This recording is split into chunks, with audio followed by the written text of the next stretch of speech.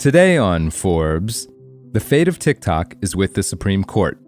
And could Elon Musk buy it? Earlier this week, Bloomberg, citing unnamed people familiar with the matter, reported that Chinese government officials have considered selling TikTok's U.S. operations to Elon Musk if the Supreme Court does not stop a ban from going through on January 19th. Though the people noted the deliberations are preliminary and that Chinese officials prefer to keep TikTok under the ownership of China-based developer ByteDance. Meanwhile, when asked about the Bloomberg report, ByteDance told Forbes it, quote, can't be expected to comment on pure fiction. The world's richest person would likely be looking at a price tag similar to what he paid for Twitter.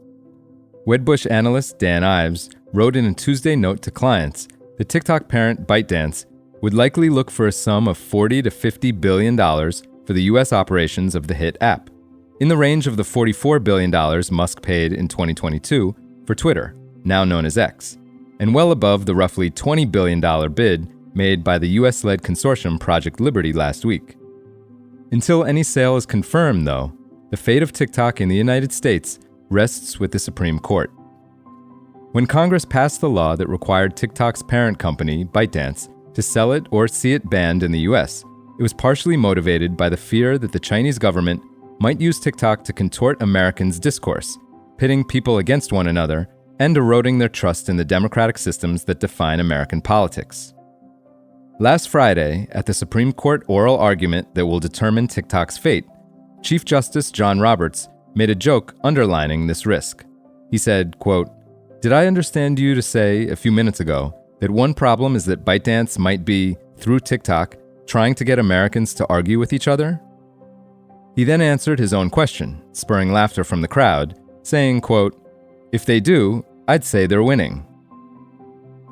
Foreign governments, including China's, have long run influence operations to try to divide and propagandize American citizens, and have used social media platforms to do so.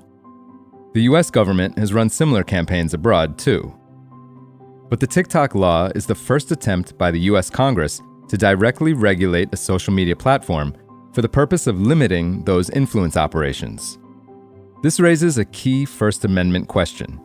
Can the US government, in trying to stop other governments from manipulating speech, itself manipulate speech by forcing the shutdown of a massively popular platform? The TikTok bill is not a direct ban. It gives ByteDance the choice to sell TikTok instead of seeing it banned. But ByteDance, at least thus far and despite reports this week, has insisted that it will not sell TikTok. Instead, it will leave the US market altogether. If the law does go into effect, TikTok will likely not only disappear from the app stores, but will also stop working in the United States. That's because the law would require all the US companies that help keep TikTok online, from cloud companies hosting TikTok's data to content delivery networks and their providers, to stop doing so. There are three ways the justices could stop the law from going into effect on January 19th. They could rule for TikTok and find that the law is unconstitutional. Or they could issue one of two types of stays, temporarily stopping the law from going into effect while they deliberate on its fate. To grant the first type of stay, called a temporary restraining order, the court would need to find that ByteDance and TikTok are likely to eventually win their case. But the second type of stay, an administrative stay, would not require the court to take a position on the merits. Instead, it would just reflect the court's decision that they need more time to consider the case.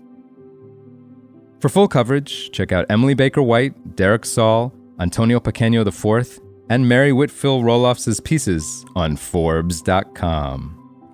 This is Kieran Meadows from Forbes. Thanks for tuning in.